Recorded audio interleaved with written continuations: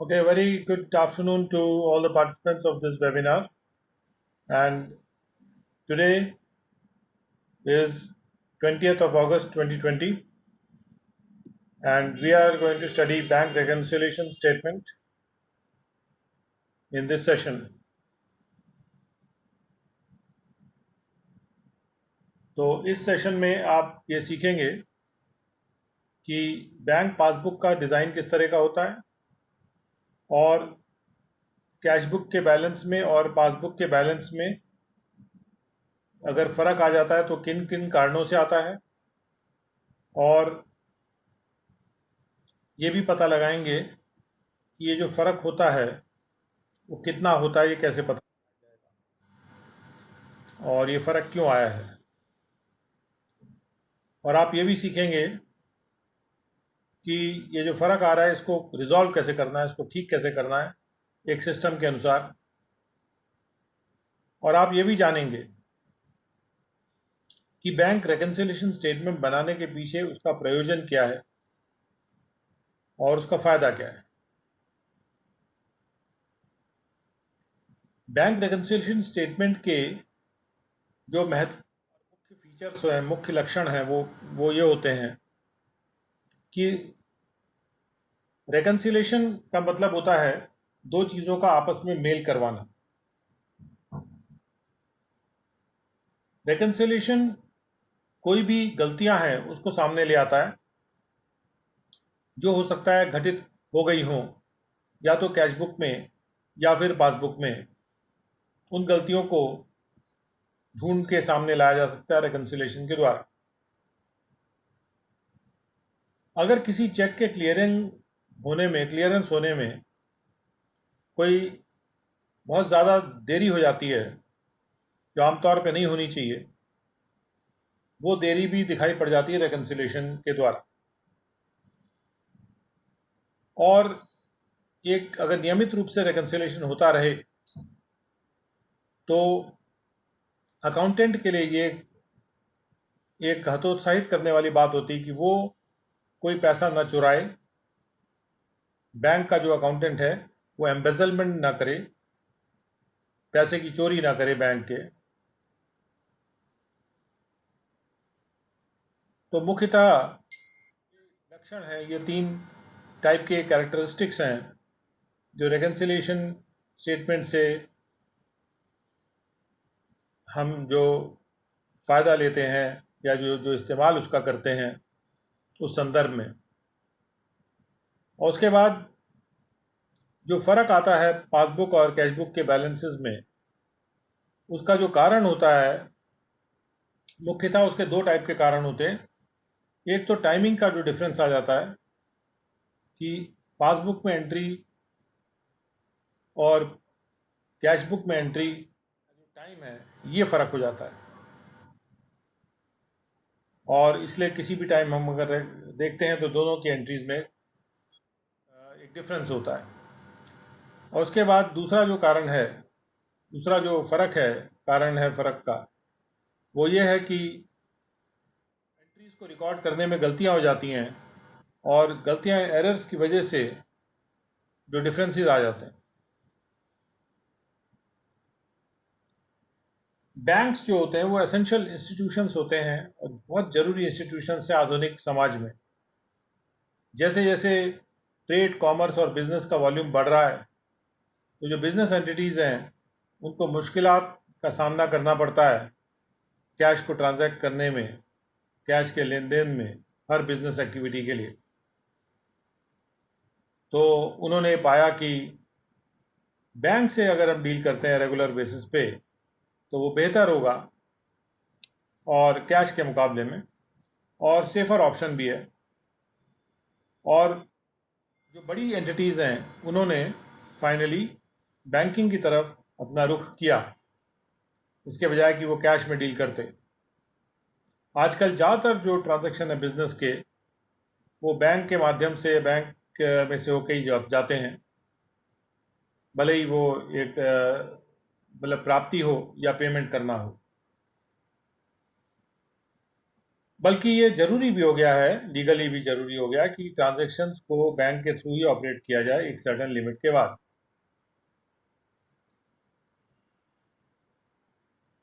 Bank जो होते हैं वो लोगों से डिपॉजिट एक्सेप्ट करते हैं सामान्यतः, और ये डिपॉजिट अलग अलग रूपों में एक्सेप्ट करते हैं, और बैंक फंड्स को लेंड भी करते हैं, लोन पे भी देते हैं उन लोगों को जिनको इसकी ज़रूरत होती है। बैंक इसके अलावा फंड का इन्वेस्टमेंट भी करता है प्रॉफिटेबल निवेशों में, प्रॉफिटेबल इन्वेस्टमेंट्स में, जहाँ से प्रॉफिट हो सकता है। और इस प्रकार से जो पैसा बेकार पड़ा रहता, आलस में पड़ा रहता एक जगह पे, उसका इस्तेमाल हो जाता है बैंक के माध्यम से, और वो उन लोगों के लिए उपलब्ध हो जाता है जिनको उसकी ज़रूरत है। जो लोग अपना पैसा डिपॉजिट करते हैं वो उसको विड्रॉ भी कर सकते हैं, उसको निकाल भी सकते हैं, जो भी नियत शर्तें हैं उसके अनुसार। और डिपॉजिट रिसीव करने के अलावा और कैश ट्रांजैक्शंस करने के अलावा कस्टमर्स के बिहाफ पे बैंक कुछ और भी यूजफुल सर्विसेज देते हैं, जैसा कि नीचे इंगित किया जा रहा है। सबसे पहले तो बैंक प्रॉमिसरी नोट्स या हुंडीज को डिस्काउंट करते हैं, और उससे कस्टमर जो है वो कैश प्राप्त कर सकता है ड्यू डेट से पहले ही, थोड़ा सा एक डिस्काउंट करने के बाद उस राशि को। यानी कस्टमर को अगर पैसा चाहिए तो उसको अगर हुंडी या डिस्काउंट उसको प्रॉमिसरी नोट मिल जाता है, तो प्रॉमिसरी नोट से वो कस्टमर जो है जाके बैंक के पास और पैसा ले सकता है। बैंक उसमें अपना चार्ज कुछ काट लेगा, वो एक अलग टॉपिक भी है जिसको हम बिल डिस्काउंटिंग के तहत पढ़ते हैं। उसके बाद बैंक लोन यानी ओवरड्राफ्ट अलाउ करते हैं। ओवरड्राफ्ट एक फैसिलिटी होती है कि आप किसी भी टाइम ज़ीरो से कम माइनस में जा सकते हैं, और जो भी एक्स्ट्रा अमाउंट कोई भी निकालेगा बैंक से, जितना उसके अकाउंट में नहीं होगा उस पर वो इंटरेस्ट देगा। तो बैंक ओवरड्राफ्ट अलाउ कर सकता है अपने अच्छे कस्टमर्स को, जिससे कि वो अपने पेमेंट्स को कर सकते हैं, भले ही उनके पास बैंक में बैलेंस ना भी हो पर्याप्त, तो भी पेमेंट कर सकते हैं। ऑफ कोर्स जो ओवरड्राफ्ट है उसको बाद में क्लियर करना जरूरी है। तीसरा, बैंक जो है लोन भी देते हैं 1 साल के लिए या करीब करीब 1 साल के लिए अपने कस्टमर्स को, जिससे कि वे अपने ऑपरेशंस को कंटिन्यू कर सकते हैं। और ऐसा फाइनेंशियल जो हेल्प है वो बहुत मददगार होती है बिजनेस के लिए। इसके अलावा बैंक और क्या कर सकते हैं? बैंक अपने कस्टमर के बिहाफ पे डिविडेंड का अमाउंट कलेक्ट कर सकते हैं, डिविडेंड वारंट कलेक्ट कर सकते हैं, या सिक्योरिटीज पे इंटरेस्ट भी कलेक्ट कर सकते हैं। अपने कस्टमर्स के इंस्ट्रक्शन पे बैंक इंश्योरेंस प्रीमियम का पेमेंट कर सकते हैं, रेंट का पेमेंट कर सकते हैं ड्यू डेट्स पे। बैंक शेयर्स और डिबेंचर्स और गवर्नमेंट सिक्योरिटीज का परचेज और सेल भी कर सकते हैं अपने कस्टमर्स के बिहाफ पे। Money can be remitted to another place, पैसा एक जगह से दूसरी जगह भेजा जा सकता है बैंक के माध्यम से बहुत कम कॉस्ट में। और बैंक जो हैं कुछ पैसे लेके, कोई कंसिडरेशन लेके एक सिक्योरिटी फर्निश कर सकते हैं या गारंटी दे सकते हैं अपने कस्टमर्स के लिए जिनका क्रेडिट अच्छा होता है, यानी जो लोन लेके वापस कर देते टाइम से। बैंक लेटर ऑफ क्रेडिट भी इशू कर सकते हैं या ट्रैवलर चेक भी इशू कर सकते हैं वाणिज्य को आसान बनाने के लिए या ट्रैवल को आसान बनाने। अब आते हैं बैंक की पासबुक के बारे में। बैंक पासबुक महज एक कस्टमर के अकाउंट की कॉपी है बैंक के बुक्स में। बैंक पासबुक और कुछ नहीं है, it is just a copy of the customers account in the books of the bank. Bank या तो पीरियोडिकल स्टेटमेंट्स भेजता है अकाउंट के, या अपने कस्टमर को एक पासबुक दे देता है जिसमें वो सारे डिपॉजिट या सारे विड्रॉल जो कस्टमर करता है एक पर्टिकुलर पीरियड में वो रिकॉर्ड किए होते हैं।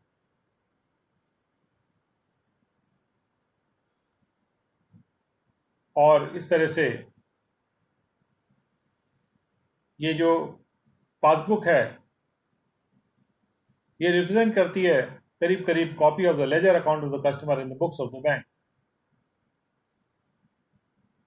और इस प्रकार से ये बैंक का तरीका होता है कि वो कस्टमर्स को अपने इन्फॉर्म्ड या सूचित रखते हैं कि कौन कौन सी एंट्रीज उनके अकाउंट में की गई हैं। कस्टमर की ये कर्तव्य है कि वो एंट्रीज को चेक करे और तुरंत ही बैंक को इन्फॉर्म करे किसी गलती के बारे में जो वो नोटिस करेगा। पासबुक का जो रूप है वो नीचे दिया गया है। ये पासबुक के जो कॉलम्स होते हैं वो इस तरह से होते हैं, जैसे जिसका अकाउंट है तो Messrs so and so in account with Punjab national bank, जिसका अकाउंट पंजाब नेशनल बैंक में है। दरियागंज जो पंजाब नेशनल बैंक का एड्रेस है, ये बैंक का नाम है। उसके बाद तारीख है, पर्टिकुलर्स हैं, विड्रॉल है या डिपॉजिट है जो भी है, डेबिट करना है, क्रेडिट करना है या बैलेंस। जब आप पैसा निकालते हैं तो वो डेबिट होता है, जब पैसा डालते हैं बैंक में तो क्रेडिट होता है। तो इसके एक के बाद एक रो एंट्री की आती जाती है, उसमें बैलेंस आपको हमेशा नजर आएगा। जो बैंक स्टेटमेंट ऑफ अकाउंट है उसका भी वैसे ही रूप होता है, सिवाय कि वो लूज शीट पे होता है।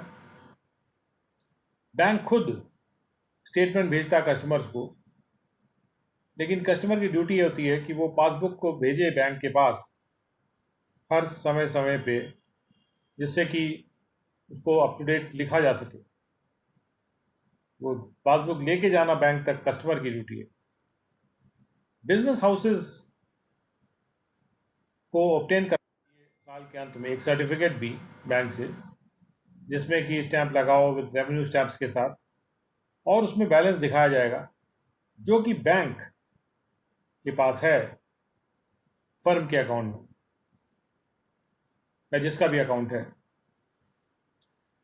जो बैंक बैलेंस दिखाया जाता है पासबुक में उसको पासबुक का बैलेंस बोलते हैं, रेकन्सिलेशन के पर्पस के, मिलान के पर्पस से। जो भी क्रेडिट बैलेंस होता है as per passbook at a particular point of time, उतना डिपॉजिट कस्टमर के द्वारा किया गया होता है, जबकि जो डेबिट बैलेंस होता है एज पर पासबुक वो ओवरड्राफ्ट का बैलेंस होता है कस्टमर के लिए, यानी उतना कस्टमर ने निकाला है और जीरो के नीचे चला गया बैलेंस। जो बैलेंस पासबुक दिखा रही है, जो बैलेंस कैश बुक दिखा रही है, इनमें एक प्रकृति में फर्क है।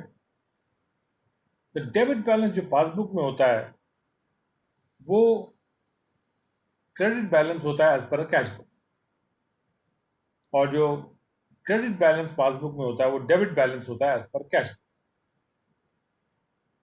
क्योंकि बिजनेस एंटरप्राइज जो है वो बैंक को एक डेटर मानता है या ट्रेड रिसीवेबल मानता है जो भी राशि होती है। तो जो डिपॉजिट कर रखा है वो प्राप्त होना है, इसलिए उसको क्रेडिट करता है। और बैंक जो है वो बिजनेस एंटरप्राइज को एक क्रेडिटर मांगता है या पेएबल मांगता है। तो इसलिए जो चीज़ पासबुक में डेबिट होगी वो कैश बुक में वो क्रेडिट होगी। अब आते बैंक रेकन्सिलेशन स्टेटमेंट। रेकनसाइल करने का मतलब होता है कि मिलान करना, डिफरेंस को पता लगाना और उस डिफरेंस को खत्म करना, एलिमिनेट करना। जब भी हम कोई डिपॉजिट करते हैं या पैसा विड्रॉ करते हैं बैंक से, ये हमेशा दो जगह पे रिकॉर्ड किया जाता है। एक तो वो बैंक कॉलम में रिकॉर्ड किया जाता है कैश बुक की, और दूसरा बैंक स्टेटमेंट जो होता है उसमें रिकॉर्ड किया जाता है। कैश बुक मेंटेन की जाती है उस पर्सन के द्वारा जिसका बैंक अकाउंट है बैंक में, जबकि बैंक स्टेटमेंट जो है वो बैंक तैयार करता है। और इसलिए जो बैलेंस है दोनों में वो इक्वल और ऑपोजिट होना चाहिए नेचर में, यानी एक डेबिट है तो क्रेडिट है और दोनों में बराबर होना चाहिए। जैसे फॉर एग्जाम्पल जब मिस्टर ए 1 लाख रुपए अपने बैंक अकाउंट में डिपॉजिट करते हैं तो वो 1 लाख रुपए उनके डेबिट साइड में रिकॉर्ड होगा उनके कैश बुक में। लेकिन बैंक के लिए ये एक प्राप्ति है, इसलिए बैंक इसको एक क्रेडिट एंट्री के रूप में रिकॉर्ड करेगा बैंक स्टेटमेंट में या पासबुक में। लेकिन ज्यादातर क्या होता है कि ये दो बैलेंसेस आपस में मैच नहीं करते। जो कारण है उनके फर्क होने के, वो बहुत से कारण हो सकते हैं और उन कारणों को इस चैप्टर में बाद में एक्सप्लेन किया गया। ये संभव है कि हम इस डिफरेंस को एलिमिनेट कर दें by matching all the facts and figures of the two statements. हर फिगर और फैक्ट्स को मैच करके हम डिफरेंस को एलिमिनेट कर सकते हैं। जो प्रोसेस है एलिमिनेट करने का इस डिफरेंस को और उन दोनों स्टेटमेंट्स को एक साथ लाने का एक दूसरे के साथ, वो रेकन्सिलिएशन कहलाता है। और जो स्टेटमेंट है जो रेकन्साइल करता है बैंक बैलेंस को कैश बुक के साथ, मतलब bank balance as per cash book को बैलेंस एज पर पासबुक के साथ रेकन्साइल कर देता है, जो स्टेटमेंट, उसको कहते हैं बैंक रेकन्सिलिएशन स्टेटमेंट। अब बैंक रेकन्सिलिएशन स्टेटमेंट का इंपॉर्टेंस क्या है? बैंक रेकन्सिलिएशन स्टेटमेंट एक बहुत इंपॉर्टेंट टूल है इंटरनल आंतरिक कंट्रोल के लिए, कैश फ्लो के एक टूल है, इंटरनल टूल। ये हमको हेल्प करता है कि हम पता लगा लें कोई एरर तो नहीं है, कोई फ्रॉड तो नहीं हो रहा, कोई अनियमितताएं तो नहीं हो रही जब हम एंट्रीज पास कर रहे हैं कैश बुक में या पासबुक में, और क्या वो एरर, फ्रॉड या इरेगुलरिटीज इंटेंशनल है, जानबूझ के की गई है या अनइंटेंशनल। ये पता लगाने में बैंक रेकन्सिलिएशन स्टेटमेंट हमारी मदद करता है। क्योंकि फ्रॉड्स को डिटेक्ट किया जा सकता है बैंक रेकन्सिलिएशन स्टेटमेंट बनाने के बाद, इसलिए अकाउंटेंट जो होते हैं बड़े ध्यानपूर्वक रहते हैं और जब भी वो रिकॉर्ड बना रहे होते हैं अपने बिजनेस एंटरप्राइज का या मेंटेन कर रहे होते हैं तो बड़े ध्यानपूर्वक काम करते हैं। इसलिए एक इंपॉर्टेंट मैकेनिज्म हो जाता है इंटरनल कंट्रोल का ये स्टेटमेंट। अब इस बैंक रेकन्सिलिएशन स्टेटमेंट के मुख्य फीचर्स क्या हैं? हम जैसे हमने पहले देखा है कि सबसे पहले तो एरर्स को सामने ले आता है कैश बुक लिखते वक्त या पासबुक लिखते वक्त। कोई भी अगर चेक के क्लियरेंस में बहुत ज़्यादा ज़रूरत से ज़्यादा डिले हो जाता है, वो भी रेकन्सिलिएशन में दिख जाता है। और रेगुलर रेकन्सिलिएशन करते रहें तो उससे अकाउंटेंट डिस्करेज होता है कि वो कंपनी का पैसा ना मार ले या एम्बेजल ना कर ले। बहुत से ऐसे केस हुए जब कैशियर्स जो है मेरली एंट्री कर रहे थे कैश बुक में, लेकिन कैश डिपॉजिट ही नहीं करते थे बैंक में, और क्योंकि रेकन्सिलिएशन होता नहीं था इसलिए वो बच जाते थे।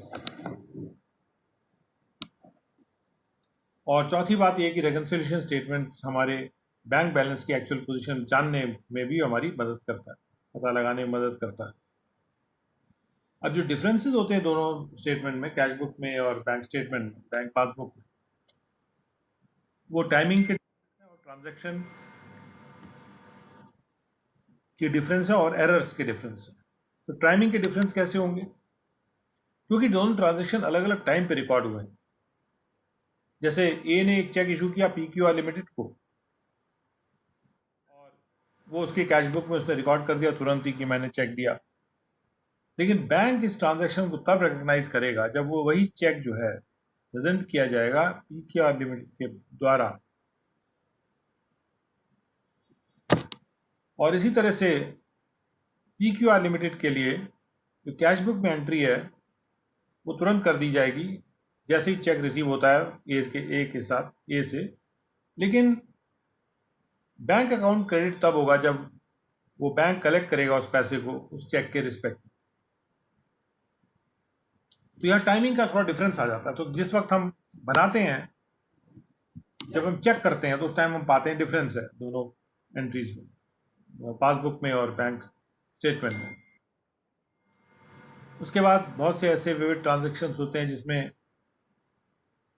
बैंक खुद ही ट्रांजैक्शन करता है और कस्टमर को इंटीमेट ही नहीं करता, कस्टमर को पता ही नहीं है। जैसे सेविंग बैंक अकाउंट में उसने इंटरेस्ट को रिसीव करा लिया, यानी क्रेडिट कर दिया, तो इंटरेस्ट जो है वो क्रेडिट कर दिया जाएगा बैंक के द्वारा तुरंत ही, लेकिन एंट्री जो कैश बुक में की जाएगी वो बाद में की जाएगी, जब वो कस्टमर जान जाएगा उसके बारे में, और जो कि आमतौर पे बाद की स्टेज में होता है। और वही केस है बैंक चार्जेस के साथ, जो कि डेबिट किए जाते हैं कस्टमर के अकाउंट से बाय द बैंक। उसके बाद एरर्स का जहाँ तक सवाल है, मिस्टेक्स और errors made in preparing the accounts either by the bank or the customer can also result in disagreement. अगर गलती हो जाती है या एरर्स हो जाते हैं जब ये अकाउंट्स बन रहे होते हैं, या तो बैंक बना रहा है या फिर कस्टमर बना रहा है, उससे भी डिसएग्रीमेंट होता है अगर गलतियां होती हैं, तो दोनों स्टेटमेंट्स में फ़र्क आ जाता है। अब आते हैं कि कौन कौन से आइटम्स ऐसे होते हैं जो काफ़ी बार जो है डिफरेंस पैदा कर देते हैं दोनों बुक्स में, दोनों कैश बुक और बैंक स्टेटमेंट में। सबसे पहला डिफरेंस का कारण है चेक इशू किए गए लेकिन पेमेंट के लिए प्रस्तुत नहीं किए गए। देखिए, कैश बुक में तो एंट्री कर ली जाती है जैसे ही चेक इशू किया जाता है, तो यानी कि हमने जो बैंक बुक है, अपने कैश बुक में जो बैंक का कॉलम है, उसमें से हमने वो पैसा हटा लिया, वहाँ पे हमने वो पैसा क्रेडिट कर दिया। पर नेचुरली कैश बुक में तो हमने कर दिया, लेकिन बैंक उसकी एंट्री तब करेगा जब चेक प्रस्तुत किया जाएगा उसको पेमेंट के लिए, और इसलिए गैप आ जाएगा कुछ दिनों का, जब एंट्री कैश बुक में की जाती है और जब पासबुक में की जाती है। एग्जाम्पल के तौर पे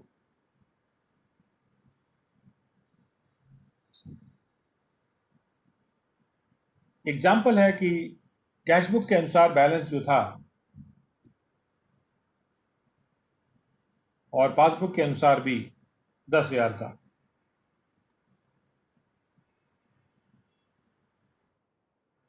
चेक जो था 2,000 रुपये का वो इशू किया गया, लेकिन वो प्रस्तुत नहीं किया गया पेमेंट के लिए। तो जो बैलेंस है एज पर कैश बुक और पासबुक अब इस प्रकार से होगा कि कैश बुक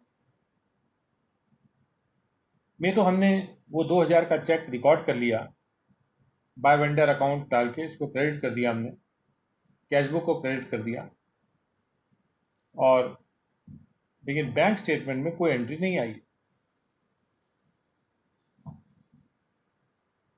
जैसे ही चेक इशू होता है तो बैंक का जो आता है या बैंक का जो कॉलम है कैश बुक में क्रेडिट कर दिया जाता है 2,000 से, और इसलिए जो बैलेंस है वो कम हो जाता है, वो कम होकर 8,000 हो जाता है। तो 2,000 तो क्रेडिट हो गया, जबकि पासबुक का जो बैलेंस है वो 10,000 बना रहता है जब तक कि चेक प्रस्तुत नहीं किया जाता। अब अगला कारण, चेक बैंक में पे कर दिया गया लेकिन क्लियर अभी नहीं हुआ। जैसे ही चेक बैंक में दिया गया तो एंट्रीज कर दी जाती है डेबिट साइड में बैंक कॉलम के कैश बुक पे, क्योंकि चेक दे दिया गया, बैंक को दे दिया गया। बट यूजुअली, यानी हमने बैंक कॉलम को डेबिट कर लिया, लेकिन आमतौर पे बैंक क्या करता है, वो कस्टमर के अकाउंट को तभी क्रेडिट करेगा जब उसे प्राप्त हो जाएगा पेमेंट उस बैंक से। दूसरे शब्दों में, जब भी चेक्स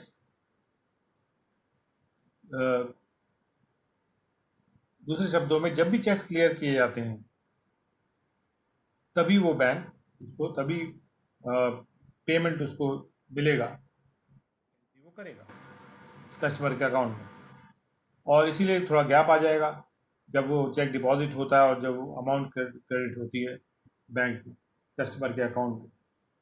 एग्जाम्पल के तौर पे कैश बुक का जो बैलेंस था और पासबुक का बैलेंस था 12,000 था, इसमें से 3,000 का चेक डिपॉजिट कर दिया गया लेकिन क्लियर नहीं। 3-4 हज़ार का चेक डिपॉजिट कर दिया गया तो हम वेंडर अकाउंट को क्रेडिट करके और कैश अकाउंट को हमने डेबिट कर लिया। हमने चेक जो है जमा कर दिया बैंक, लेकिन क्लियर चेक हुआ नहीं है, तो इसलिए बैंक में कोई एंट्री आई नहीं। उसमें 12,000 का ही है बैलेंस, क्योंकि जब चेक डिपॉजिट किया गया था बैंक में तो बैंक अकाउंट जो था कैश बुक का वो 15,000 से बढ़ा दिया गया, क्योंकि यहाँ पर बैलेंस कैरी फॉरवर्ड दिख रहा है। लेकिन पासबुक का जो बैलेंस था वो 12,000 था, जब तक कि चेक क्लियर नहीं हुआ।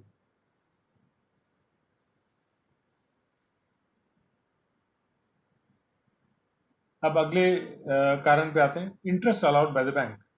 बैंक ने कोई इंटरेस्ट अलाउ कर दिया कस्टमर को, एंट्री नॉर्मली की जाएगी कस्टमर के अकाउंट में बाद में और पासबुक में दिखा दी जाएगी।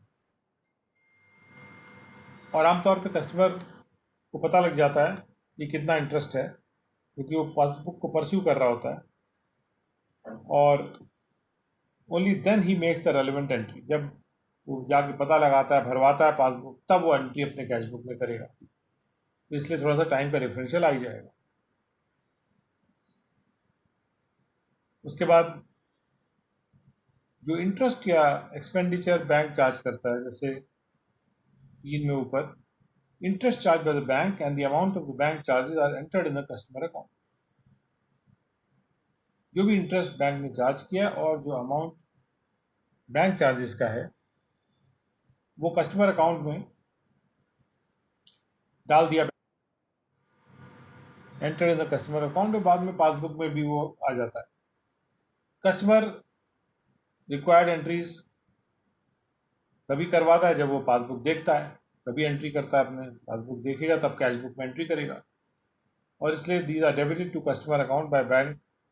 देयरफॉर बैंक ने उसको डेबिट कर लिया है, इसलिए जब तक कि वो एंट्री पास नहीं की जाती कैशबुक में, बैंक बैलेंस और एज पर पासबुक कम होगा bank balance as per cashbook से।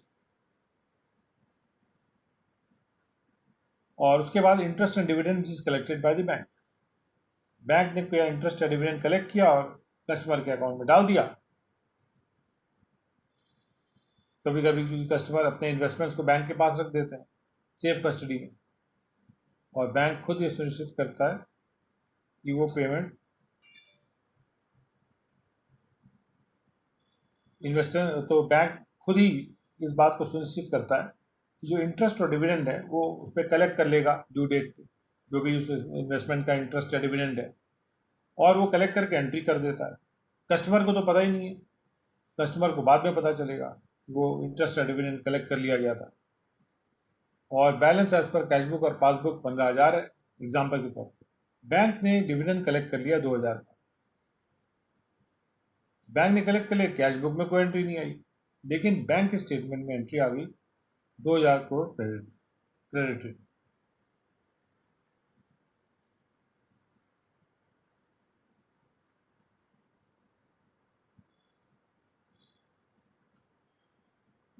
तो ये जो अमाउंट डिपॉजिट किया गया है 2,000 क्रेडिट है, क्रेडिट एंट्री है, मतलब 2,000 रुपये के। अब जब डिविडेंड कलेक्ट होता है तो बैंक क्रेडिट कर देता है कस्टमर के अकाउंट को, इसलिए बैंक का पासबुक में जो बैलेंस है वो जाता है और वो 17,000 हो जाता है, जबकि कैश बुक में जो बैलेंस है वो 15,000 रह गया, क्योंकि जब तक कि इंफॉर्मेशन नहीं पहुंचेगी डिविडेंड के कलेक्शन की कस्टमर के पास, तब तक वो उसको रिकॉर्ड नहीं करेगा उस ट्रांजेक्शन।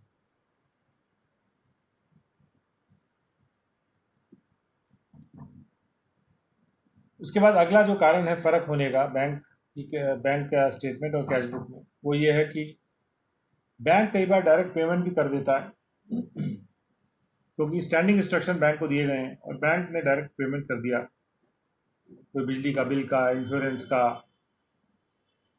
तो कस्टमर को तभी पता चलेगा जब वो पासबुक देखेगा। तो इसलिए पासबुक और कैशबुक की एंट्री में फर्क होगा।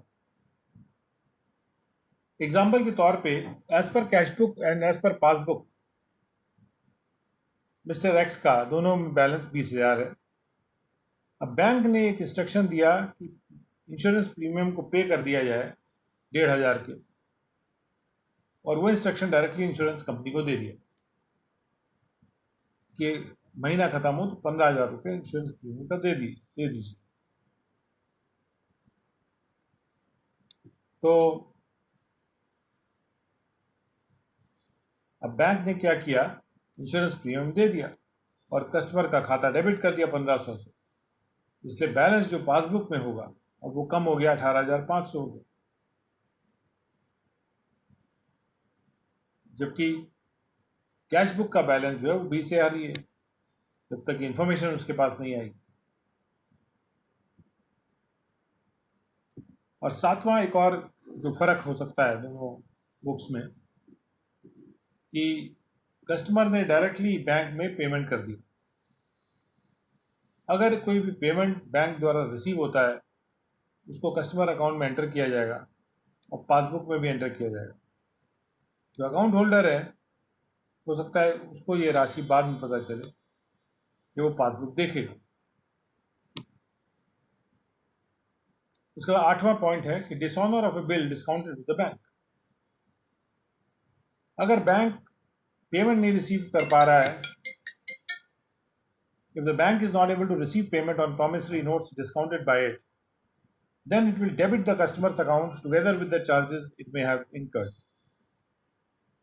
जो कस्टमर है naturally will make the entry only when he sees the passbook, और तब जाके वो जब पासबुक देखेगा तब एंट्री तो समझ में आएगी उसको कि डिस्काउंट, जो बिल जो था, जो डिस्काउंट किया था बैंक ने, वो डिसऑनर हो गया।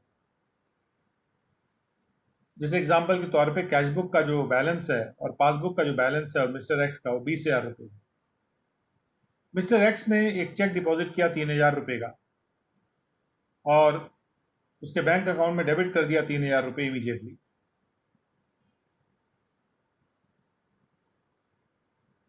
लेकिन bank will credit X's account on realisation of amount. Bank को जब रियलाइज होगा अमाउंट तब वो क्रेडिट करेगा।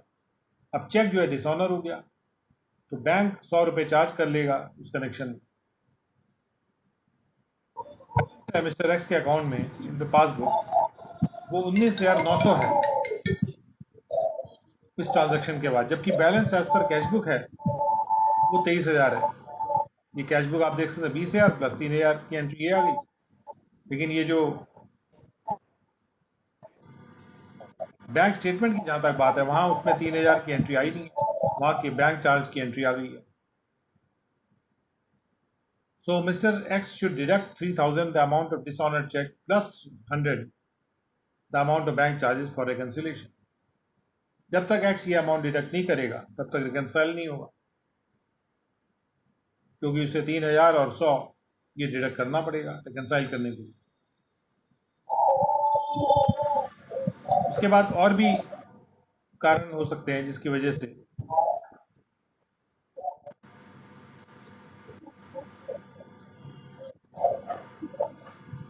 फर्क आ सकता है।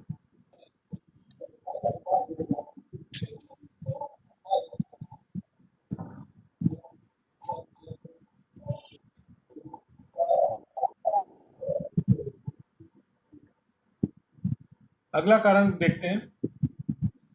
कारण ये है कि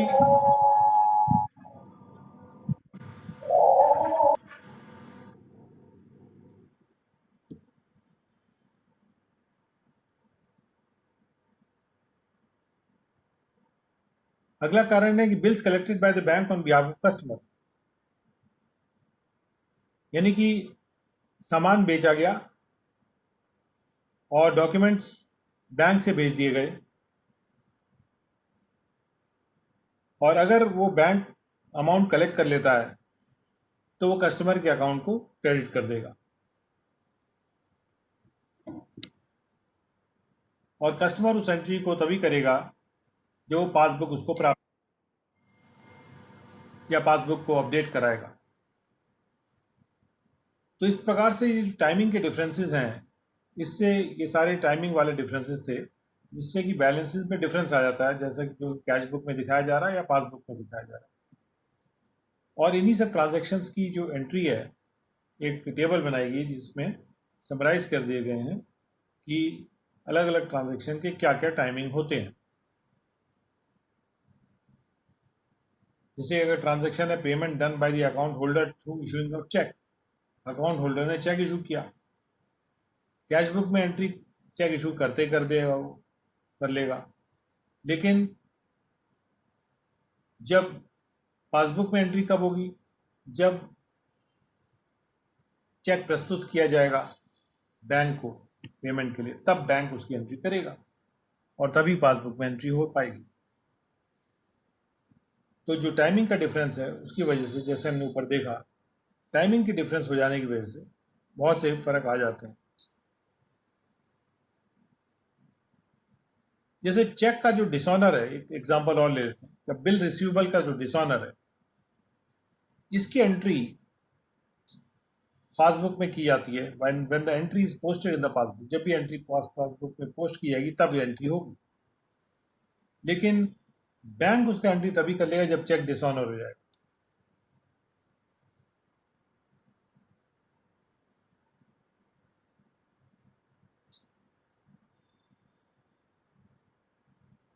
और इसके बाद इलस्ट्रेशंस आएंगे, और इलस्ट्रेशंस में इलस्ट्रेशन 1 है सबसे पहले, Messrs stall and short Faiz बाजार न्यू दिल्ली का अकाउंट की पासबुक दिखाई पड़ रही है। ये पासबुक दिखाई पड़ रही है हमको। इसके बाद ये कैश बुक है,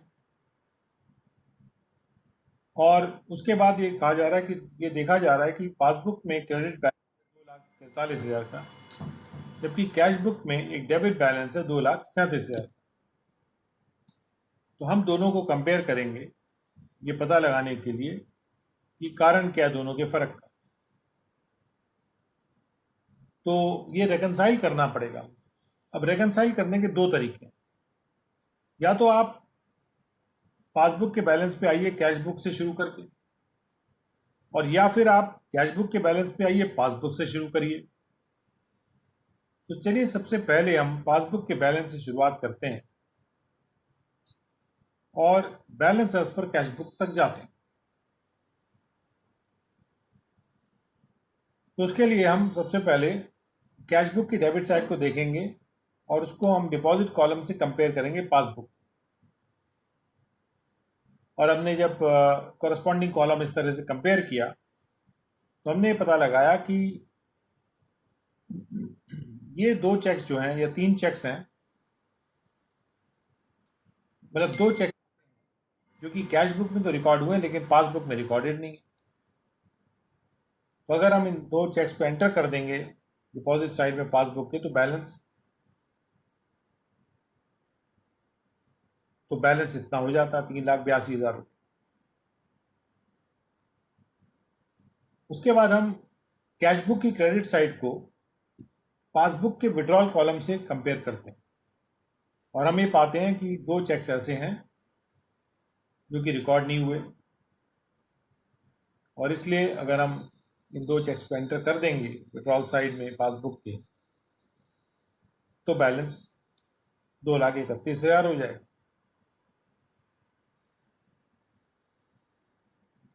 उसके बाद हमने देखा कि एक आइटम है इंटरेस्ट ऑन गवर्नमेंट सिक्योरिटीज, जो डिपॉजिट साइड में अपीयर हो रहा है पासबुक के, लेकिन कैश बुक के डेबिट साइड में नहीं है।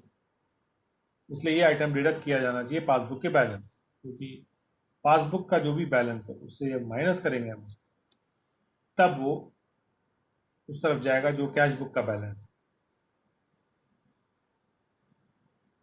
और उसके बाद दो आइटम्स ऐसे हैं जो कि विड्रॉल साइड में अपीयर हो रहे हैं पासबुक, यानी कि उनको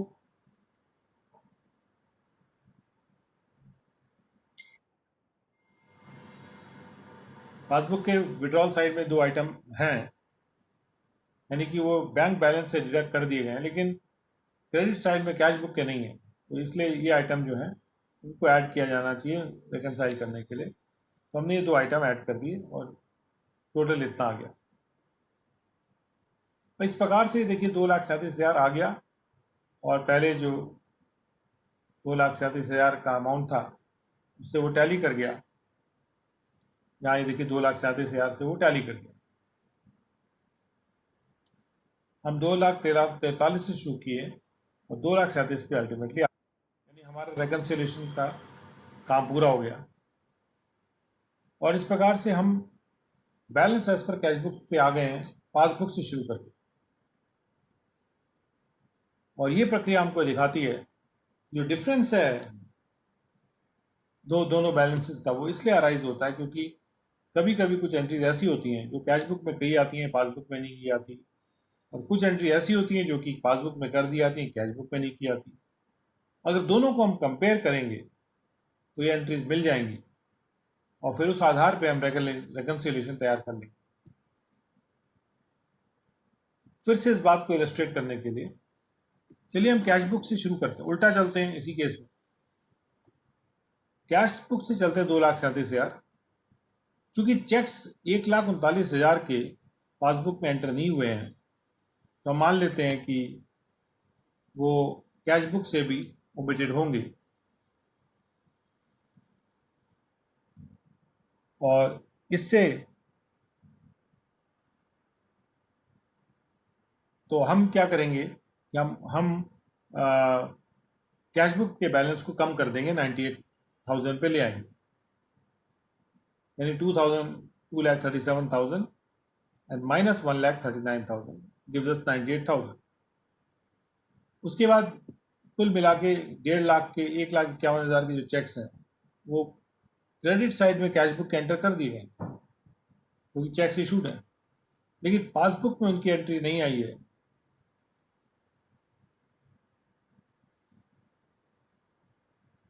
और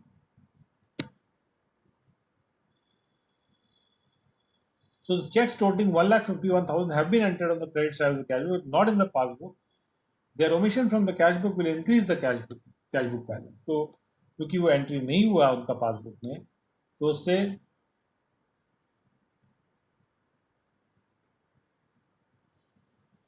मतलब अगर हम इन चेक्स को हटा देंगे कैश बुक से तो कैश बुक बैलेंस बढ़ जाएगा, वो बढ़ के 249 हो जाएगा। इसके अलावा अमाउंट टोटलिंग 26,000 एंटर किए गए हैं विड्रॉल कॉलम में पासबुक के, लेकिन कैश बुक में नहीं किए गए।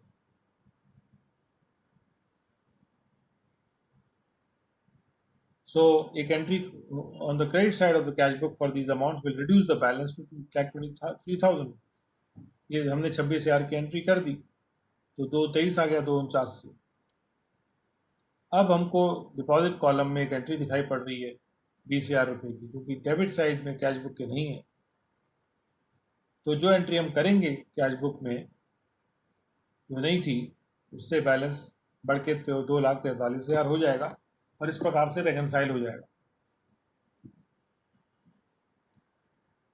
इसके अलावा ये तो टाइमिंग के फर्क हुए, जो फर्क होता है वो एरर की वजह से भी होता है, वो गलती हो जाती है एंट्री करते वक्त। एंट्रीज को रिकॉर्ड करते वक्त एरर्स अकर कर सकते हैं दोनों में, कैश बुक में भी और पासबुक में। बैंक मुश्किल से ही कभी कोई गलती करता है, लेकिन अगर वो ऐसा करता है तो जो पासबुक में बैलेंस है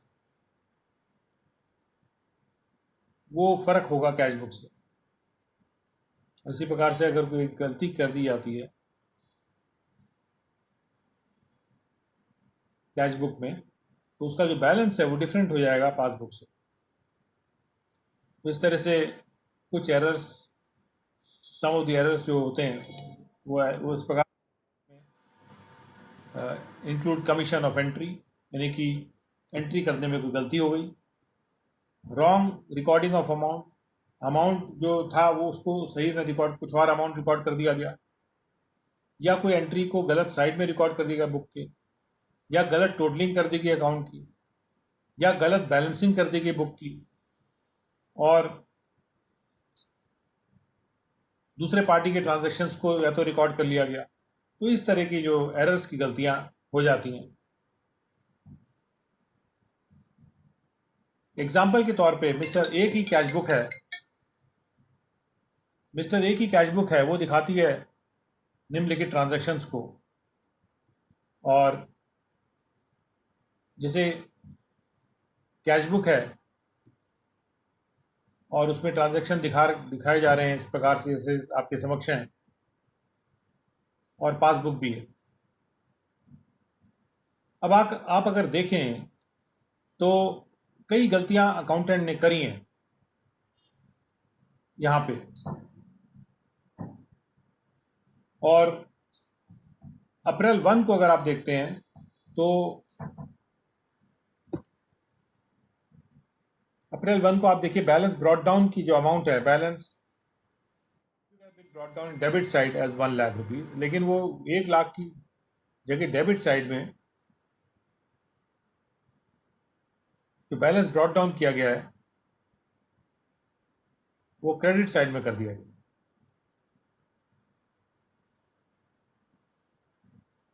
यहां आप देख सकते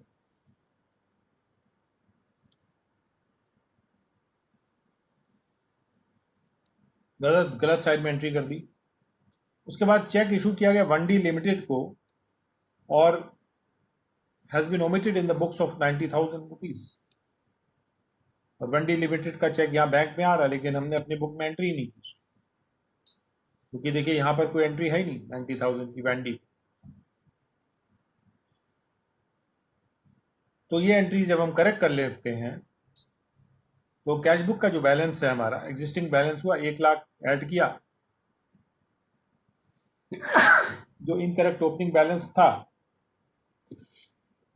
वो भी ऐड किया, और ये जो 90,000 का चेक था जो रिकॉर्ड नहीं किया गया था वो रिकॉर्ड किया, तो यहाँ माइनस हो जाएगा 90,000, तो क्लोजिंग बैलेंस आया 1,48,000। दूसरी तरफ कैश बुक पासबुक में अगर आप देखें 3,28,000 है balance as per passbook. Cheque जो वेंडी को दिया गया था वो रॉन्गली ऐड कर दिया उन्होंने, जो existing balance instead of being subtracted उसको माइनस करना था, उन्होंने ऐड कर दिया। तो यहाँ पे 1,80,000, 90 की जगह 1,80,000 अब हम एडजस्ट करेंगे। तो इस प्रकार से जो डिफरेंस है वो नील आ जाएगा, क्योंकि 328 माइनस 180 इज 148। तो 148 का जो डिफरेंस था वो वही 148 अब बैलेंस आ जाएगा और डिफरेंस नील हो जाएगा। तो ये तो हमने बताया कि गलतियां कैसे होती हैं या डिफरेंसेस क्यों होते हैं, टाइमिंग के डिफरेंसेस और गलतियों वाले डिफरेंसेस। अब क्या प्रोसीजर अपनाया जाएगा इसको रेकनसाइल करने के लिए। इस प्रोसीजर को हम सीखें कल के अपने सेशन में। तो आज के लिए हमारा ये सेशन अब ख़त्म होता है, और कल के सेशन में हम आपका फिर से स्वागत करेंगे। Please join us again tomorrow morning. The timing will be indicated, perhaps tomorrow's morning session थोड़ा सा और पहले करना पड़ेगा, because we have another session afterwards, but जो भी होगा will intimate you properly.